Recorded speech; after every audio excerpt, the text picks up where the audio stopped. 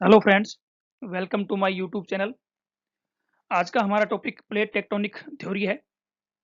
इससे पहले के लेक्चर में भी हमने प्लेट टेक्टोनिक थ्योरी के बारे में पढ़ा था।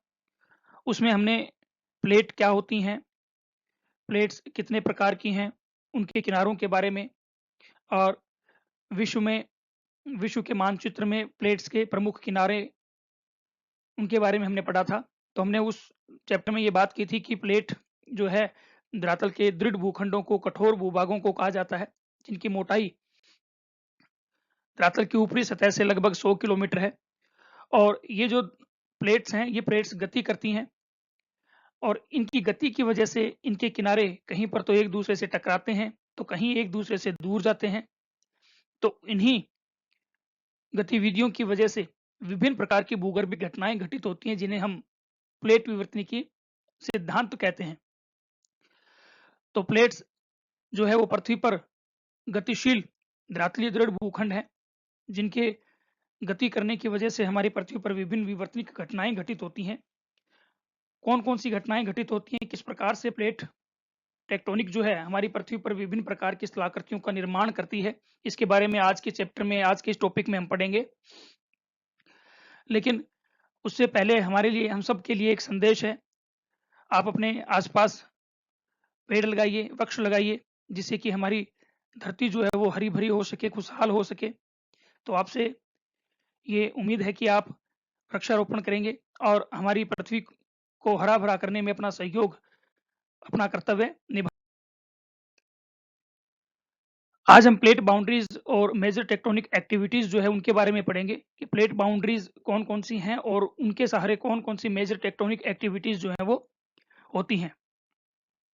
इस डायग्राम में, इस मैप में, इस डायग्राम में आप देख पा रहे हो, इसमें प्लेट के किनारे और उनके सहारे होने वाली एक्टिविटीज के किनारों पर घटित होती है। तो सबसे पहले आप यहाँ देखिए, यहाँ पर ये प्लेट जो आप देख रहे हो, इन प्लेट, दोनों तरफ की प्लेट का जो मूवमेंट है वो एक दूसरे की ओर है। तो ऐसी प्लेट जहां पर दो प्लेटें एक दूसरे की ओर गति करती हैं, उनको विनाशी प्लेट कहा जाता है। क्योंकि यहाँ क्या होता है कि दो प्लेटें, यहाँ देखिए, आप इस जगह देखिए, दो प्लेटें आपस में एक दूसरे से आकर टकरा रही है।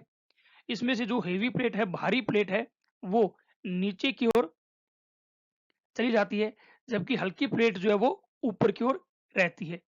तो जो भारी प्लेट नीचे की ओर गई है, वो नीचे लगभग 100 किलोमीटर की गहराई पर जाकर पिघलती है और क्या बनता है, मैग्मा। तो 100 किलोमीटर की गहराई पर जाकर प्लेट के किनारे का विनाश होता है, इस वजह से इसे विनाशी प्लेट कहते हैं। और यही मैग्मा जो है वो गति करता हुआ ज्वालामुखी के रूप में बाहर प्रकट होता है।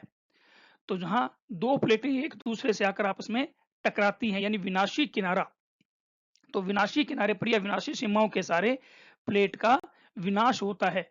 और जिस गहराई पर प्लेट का ये विनाश हो रहा है उसे कहते हैं क्षेपण मंडल, बेनियोफ जोन, क्षेपण मंडल। तो जिस गहराई पर इसका विनाश होता है प्लेट का, वो क्षेपण मंडल कहलाता है या बेनियोफ जोन कहलाता है। यहाँ प्लेट का विनाश होने के बाद ये मैग्मा बनता है और ये मैग्मा विभिन्न दिशाओं में गति करता है। पृथ्वी के आंतरिक भाग में विभिन्न दिशाओं में ये गति करता है, जहां पर इसको कमजोर भाग मिलता है वहां से ये तोड़कर उसे बाहर निकल जाता है, जिसे हम कहते हैं ज्वालामुखी क्रियाएं।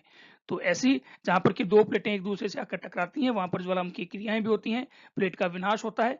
इसके अलावा इसके बीच में ये देखिए, जहां पर ये दो प्लेटें आपस में एक दूसरे से टकरा रही हैं, इनके बीच में ये जो गैप बनता है, इसको बोलते हैं ट्रफ या महासागरीय गर्त। तो यहाँ पर महासागरीय गर्त और द्रोणियों का निर्माण होता है। यहाँ दूसरी तरफ, यहाँ देखिए आप, यहाँ दो प्लेटें, ये किनारा आप देखिए, ये किनारा है रचनात्मक किनारा।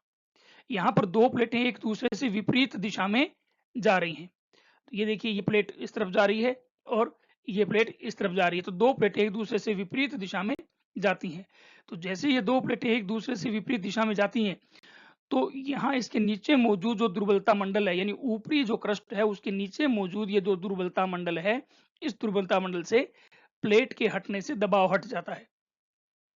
और दबाव हटते ही यहाँ का जो ये चट्टानी भाग है, यानी दुर्बलता मंडल के ऊपरी भाग का ये जो चट्टाने हैं, ये चट्टाने गलनांक, इनका गलनांक कम हो जाता है और ये पिघल कर बाहर की ओर प्रकट होती है और प्लेट के किनारों पर आकर जमा हो जाती है। इन दोनों तरफ प्लेट के किनारों पर आकर जमा हो जाती है, जिससे कि प्लेट के नए किनारे का निर्माण होता है, यानी नई क्रस्ट का निर्माण होता है, इसलिए इन्हें रचनात्मक प्लेट कहते हैं। फिर यहाँ भी देखिए, यहाँ भी यही आपको दिखाया गया है कि दो प्लेट्स जो है एक दूसरे की तरफ, ये कॉन्टिनेंटल, ये महाद्वीपीय प्लेट है, ये महाद्वीपीय प्लेट आकर एक दूसरे से टकरा रही है और इसके टकराने से एक प्लेट जो है वो नीचे की ओर जा रही है, सबडक्शन जोन में या क्षेपण मंडल में जा रही है और इसका यहाँ पर विनाश होता है, यानी यहाँ पर मेग्मा निर्माण होता है और वो मेग्मा ऊपर की ओर राइजिंग करता है और ज्वालामुखी के रूप में प्रकट होता है या फिर पर्वतों को ऊंचा उठाता है। यहाँ पर बनता है, ये देखिए यहाँ लिखा हुआ भी है ट्रेंच। तो कन्वर्जेंट जो बाउंड्री है यानी विनाशी जो सीमा है, विनाशी बाउंड्री जो है वो वहां पर बनता है महासागरीय गर्त का निर्माण होता है। और जहां पर दो प्लेटें एक दूसरे से विपरीत दिशा में खिसकती हैं, यहाँ देखिए आप, दो प्लेटें एक दूसरे से विपरीत दिशा में खिसक रही हैं, तो यहाँ पर निर्मित होती है महासागरीय कटक, जैसे कि अटलांटिक महासागर में मौजूद है। तो यहाँ पर ये महासागरीय कटक का निर्माण होता है जहां पर दो प्लेटें एक दूसरे से दूर खिसकती है। यहाँ देखिए आप, ये बाउंड्री जो आप देख पा रहे हो इस डायग्राम में, यहाँ पर एक ये जो दो प्लेटें हैं ये एक दूसरे से सापेक्ष जो है, एक दूसरे के सापेक्ष अगल बगल खिसक रही है। तो यहाँ पर देखिए क्या बन रहा है, ट्रांसफॉर्म फोल्ड, यानी यहाँ पर भ्रंश का, रचनात्मक भ्रंश का निर्माण हो रहा है, यहाँ भ्रंश बनता है। तो ये प्लेट और उनके किनारे कौन कौन से, तीन किनारे हो गए इनके। रचनात्मक किनारा, जहां पर दो प्लेटें एक दूसरे से दूर खिसकती हैं, मेग्मा ऊपर की ओर आता है, प्लेट के किनारों पर जमा होता है, जिससे निर्मित होती हैं महासागरीय कटक या नई क्रस्ट का निर्माण, इसलिए उसे रचनात्मक किनारा कहते हैं। दूसरी प्लेट कौन सी हो गई, विनाशी प्लेट, जहां पर दो प्लेटें एक दूसरे से विपरीत दिशा में, एक दूसरे की ओर आकर टकराती हैं, तो उनके टकराने से एक प्लेट का विनाश होता है और ज्वालामुखी घटनाएं घटित होती है, साथ में महासागरीय गर्तों का निर्माण होता है।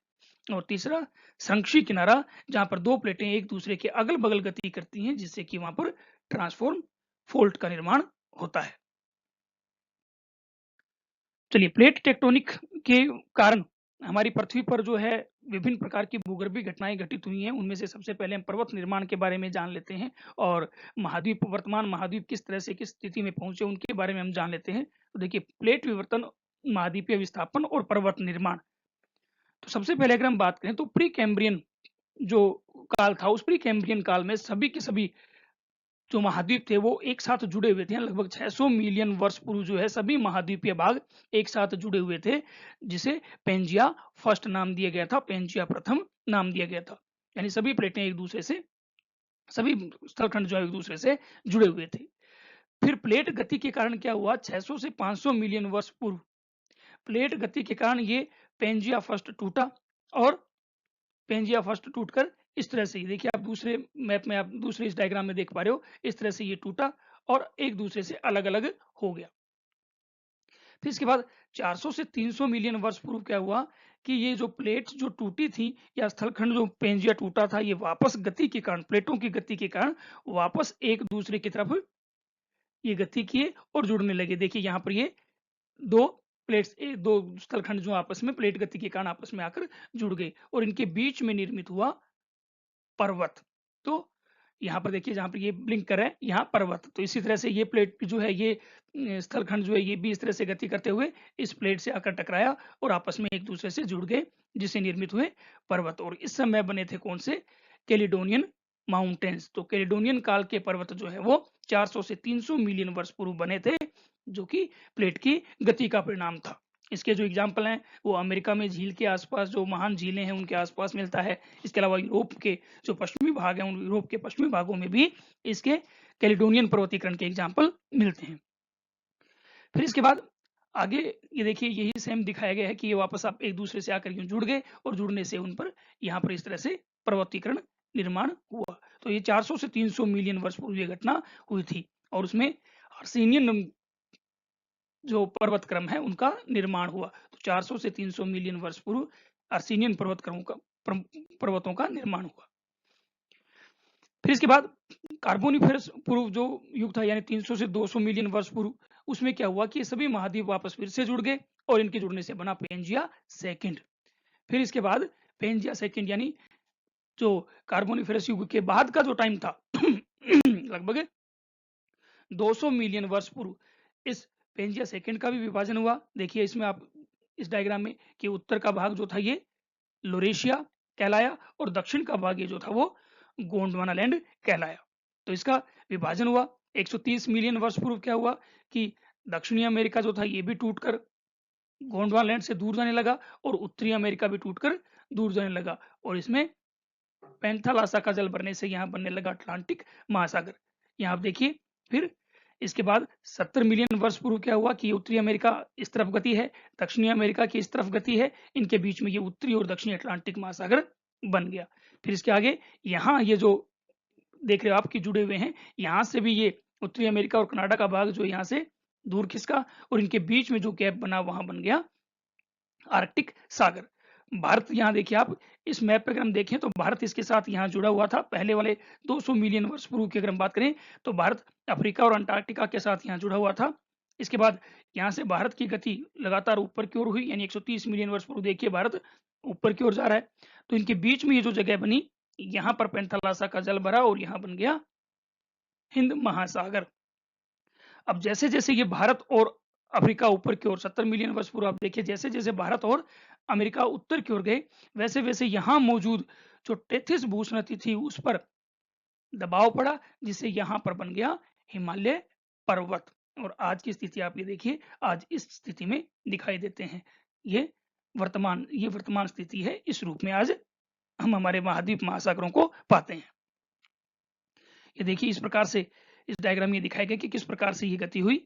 तो आप इसमें देख पा रहे हो उत्तरी अमेरिका, दक्षिणी अमेरिका, अफ्रीका, भारत, ऑस्ट्रेलिया, इन सब की गति को देख रहे हो और इन सब की विभिन्न युगों में हुई इन्हीं गति की वजह से इनके बीच में पर्वतों का निर्माण हुआ और वर्तमान महाद्वीपीय स्थिति हमने प्राप्त की है। विभिन्न महासागरों का निर्माण भी हुआ और वर्तमान स्थिति में ये पहुंचे हैं।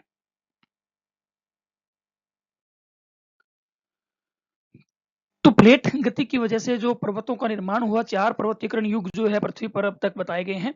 तो कौन कौन से पर्वत जो है वो किस प्रकार से बने उस पर हमने अभी बात की। और तो जो पर्वतीकरण के युग हुए हैं उनमें कैम्ब्रियन पर्वतीकरण, प्री कैम्ब्रियन पर्वतीकरण जो था लगभग 600 मिलियन वर्ष पूर्व। तो इस पर्वतीकरण के जो एग्जाम्पल हैं वो कहाँ मिलते हैं? उत्तरी अमेरिका में जो महान झीलें हैं उसके चारों ओर 3 पर्वत क्रम पाए जाते हैं। कौन कौन से हैं? लोरेशियन पर्वत, अल्गोमन पर्वत, किलार्नियन पर्वत। तो ये उत्तरी अमेरिका में ये पर्वत क्रम प्री कैम्ब्रियन युग में निर्मित हुए थे प्लेट की गति की वजह से। यानी प्रथम पेंजिया जो है पहले टूटा, फिर प्रथम पेंजिया जो है वो आपस में वापस एक दूसरे से आकर जुड़ा और उनके आपस में जुड़ने से ये इन पर्वतों का निर्माण हुआ था। फिर यूरोप में भी फेनो स्कैंडिनेविया, स्कॉटलैंड के उत्तरी पश्चिमी भाग के जो उच्च भाग हैं ये भी इसी पर्वतीकरण के ही समय में निर्मित हुए थे, यानी प्री कैम्ब्रियन पर्वतीकरण के ही भाग हैं ये। इनके एग्जाम्पल जो हैं, इनके उदाहरण जो हैं आज बड़े ही अवशिष्ट रूप में हमें दिखाई देते हैं। दूसरा पर्वतीकरण युग जो था वो जो लगभग 400 से 300 मिलियन वर्ष पूर्व हुआ था वो था पेलियोजोइक महाकल्प में हुआ था। इस पेलियोजोइक महाकल्प में यानी मुख्य रूप से सिलूरियन और डिवोनियन युगों में इन पर्वतों का निर्माण हुआ था। इसके जो एग्जाम्पल हैं उत्तरी अमेरिका में जो आज की अपलेशियन पर्वत श्रेणी है उसका निर्माण, मुख्य भाग का निर्माण इसी समय हुआ था। इसके अलावा यूरोप में स्कॉटलैंड के पर्वत जो हैं वो भी इसी समय बने, आयरलैंड के जो पर्वत हैं वो भी इसी समय बने और स्कैंडिनेवियन पर्वत जो हैं वो भी इसी समय में ही बने थे। दक्षिण अमेरिका में ब्राजिलाइट्स जो पर्वत है श्रेणी वो भी इसी कैलिडोनियन काल में ही बनी थी। भारत के भी अरावली और सतपुड़ा महादेव पर्वत जो है वो इसी काल के पर्वत हैं। अरावली पर्वतों को हम विश्व की प्राचीन पर्वत श्रेणियों में से एक मानते हैं। तो अरावली, सतपुड़ा और महादेव भी इसी समय में बने थे। ये था दूसरा पर्वतीकरण, कैलिडोनियन पर्वतीकरण, जो 400 से 300 मिलियन वर्ष पूर्व घटित हुआ था। फिर तीसरा था हर्सिनियन या वारिस्कन पर्वतीकरण। ये भी लगभग 300 से 200 मिलियन वर्ष पूर्व जो है घटित हुआ था। इसको परमो कार्बोनिफेरस, यानी ये जो पर्वतीकरण है ये परमो कार्बोनिफेरस युग में बने थे। मुख्यतः परमियन युग में इनका निर्माण हुआ था और इसमें उत्तरी अमेरिका में अपरेशन जो पर्वत है उसका विस्तार हुआ।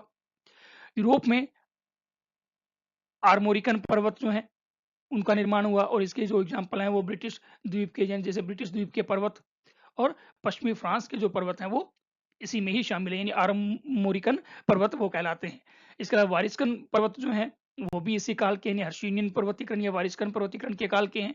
ये ब्रिटेनी यानी कौन कौन से पर्वत बने, वास्जेस, ब्लैक फॉरेस्ट, यूराल, डिवोन और कार्नवाल, यहाँ के जो पर्वतीय क्षेत्र हैं वो इसी हर्षियन काल में ही बने थे।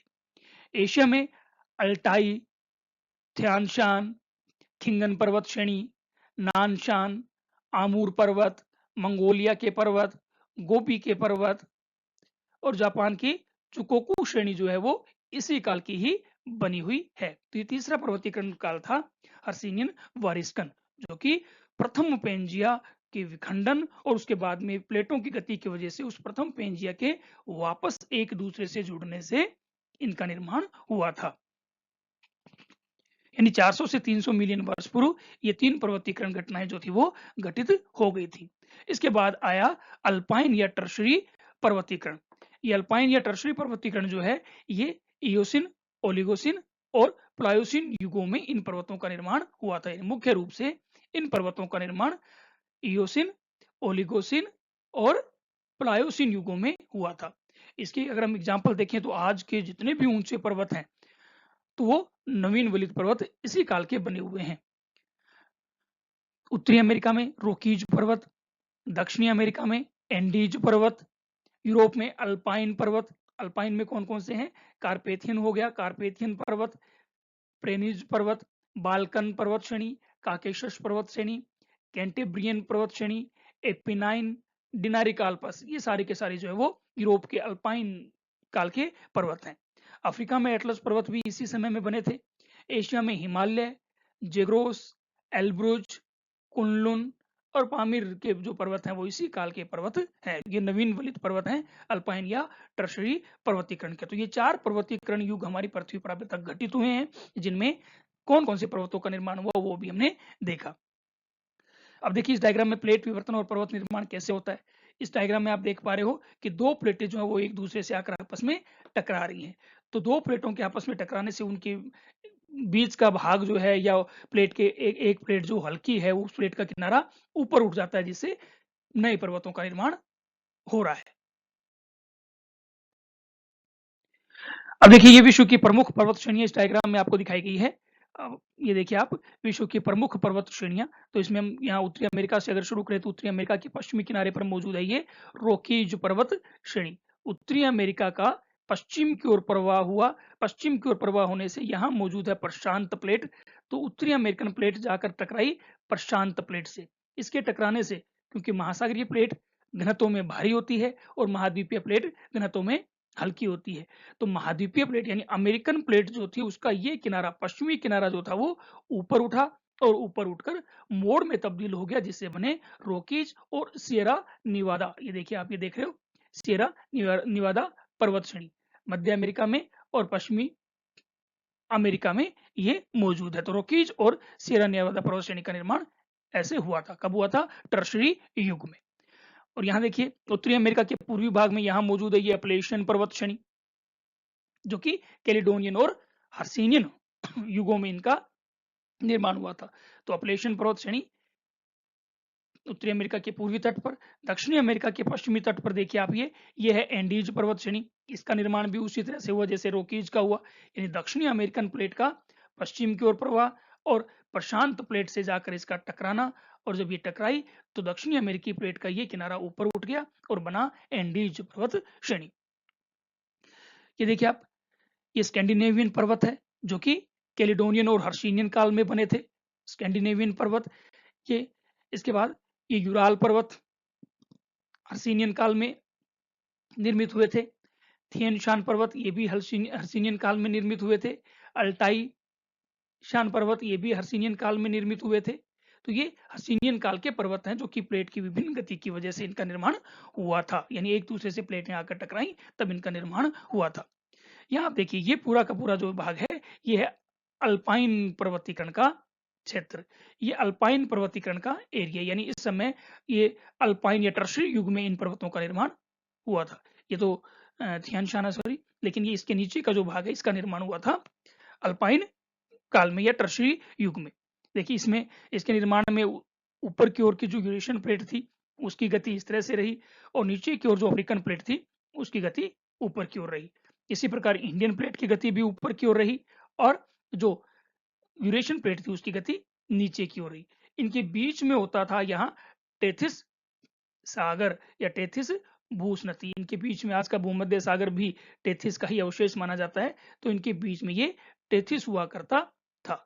इस टेथिस में जो मलबा जमा हुआ था दोनों तरफ से, यानी अफ्रीकन प्लेट और इंडियन प्लेट, ऊपर से यूरेशियन प्लेट, जब दोनों एक दूसरे की ओर, ये एक दूसरे की ओर खिसके, तो ये जो मौजूद बीच में टेथिस जो मौजूद थी, इस टेथिस के मलबे पर, अवसाद पर मोड़ पड़ा, और मोड़ पड़ने से ये पूरा का पूरा भाग ऊपर उठ गया, जिससे बने अल्पाइन युग के पर्वत, जिनमें आल्पस पर्वत श्रेणी, प्रेनिज पर्वत श्रेणी, एटलस पर्वत श्रेणी, टोरस पर्वत श्रेणी, काकेशस पर्वत श्रेणी, जेग्रोस पर्वत श्रेणी, कुनलुन पर्वत श्रेणी, कराकोरम पर्वत श्रेणी, कुनलुन पर्वत श्रेणी और हिमालय पर्वत श्रेणी, इनका निर्माण हुआ था।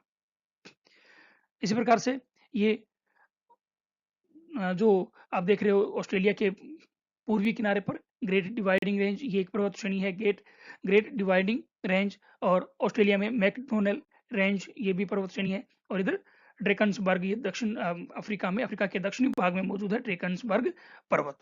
तो ये विश्व की प्रमुख पर्वत श्रेणियां हैं जिनका निर्माण प्लेटों की गति के कारण हुआ था, यानी खास करके विनाशी प्लेट के किनारे एक दूसरे से आकर टकराए, जिनसे कि इन पर्वतों की उत्पत्ति हुई है। तो पर्वतों का निर्माण दो विनाशी प्लेट किनारों के सहारे होता है।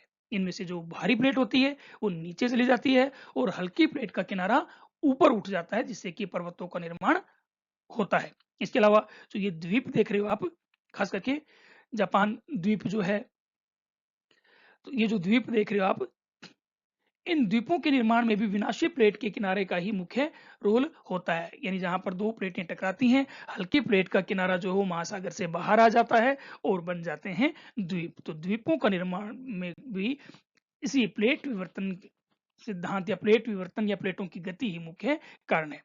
इसके अतिरिक्त ज्वालामुखी और भूकंप जैसी घटनाएं, भ्रंश का निर्माण, ये सारी घटनाएं प्लेटों से ही जुड़ी हुई है, यानी प्लेट किनारों से ही जुड़ी हुई है। सभी एक्टिविटी प्लेटों के इन किनारों पर ही घटित होती हैं। तो ये विश्व की प्रमुख पर्वत श्रेणियां आपने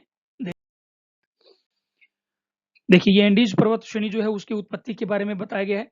उसमें हमने पहले भी बात की थी कि एक तरफ साउथ अमेरिकन प्लेट थी और एक तरफ प्रशांत महासागर की पैसिफिक प्लेट की नाजका प्लेट थी। तो दोनों आपस में आकर टकराई। नाजका प्लेट हेवी थी, भारी थी, इसका सबडक्शन जोन में क्षय हुआ, यानी विनाश हुआ, और जो कॉन्टिनेंटल क्रस्ट जो थी, कॉन्टिनेंटल प्लेट जो थी, जो कि दक्षिणी अमेरिकन प्लेट थी, ये हल्की थी, इसका किनारा और यहाँ किनारे पर मौजूद जो अवसाद है वो ऊपर उठा और बन गया।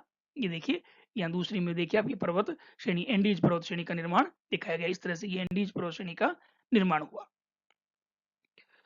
फिर रॉकीज माउंटेन को आप देखिए कि ये कैसे बना, कि एक तरफ रॉकीज माउंटेन में, एक तरफ तो ये यानी स्थलीय प्लेट, महाद्वीपीय प्लेट थी जिसका नाम था उत्तरी अमेरिकन प्लेट, और एक तरफ थी महासागरीय प्लेट जो थी प्रशांत प्लेट। तो ये दोनों प्लेटें एक दूसरे से आकर टकराई, और टकराने से इनके बीच का भाग, खास करके जो महाद्वीपीय प्लेट थी उसका किनारा जो था वो ऊपर उठ गया, और इस किनारे पर मौजूद जो अवसाद था, जो डेब्रिस था, मलबा था, वो ऊपर उठकर मोड़ के रूप में बदल गया और बन गया रॉकीज माउंटेन। और जो पैसिफिक प्लेट थी ये हेवी थी, ये नीचे गई, इसका क्षय हुआ, यानी विनाश हो रहा है, वो आज भी हो रहा है, और इसी वजह से इस किनारों पर ज्वालामुखी घटनाएं भी घटित होती हैं। एंडीज और रॉकीज के कई जगहों पर ज्वालामुखी घटनाओं के घटित होने का कारण भी यही है। ये देखिए आप, हिमालय माउंटेन कैसे बना। ये भारत की गति आप देखिए कि भारत जो है वो इस तरह से लगातार ऊपर की ओर गति करता गया, और इसके ऊपर थी यूरेशियन प्लेट, यूरेशियन प्लेट से जा टकराया। भारतीय प्लेट हेवी थी, भारी थी, वो नीचे गई, इसका नीचे जाकर ये क्षेपण यानी मेग्मा बना। ये मेग्मा ऊपर की ओर उठा, ऊपर की ओर उठकर एक तो टेथिस जो भूस्नति इनके बीच में थी उसकी जगह पर ये हिमालय बन गए, और साथ में मेग्मा के ऊपर उठने से उनकी ऊंचाई लगातार बढ़ती गई। तो ये टाइम पीरियड के अकॉर्डिंग आपको इसमें दिखाया गया है कि कैसे हिमालय का निर्माण हुआ।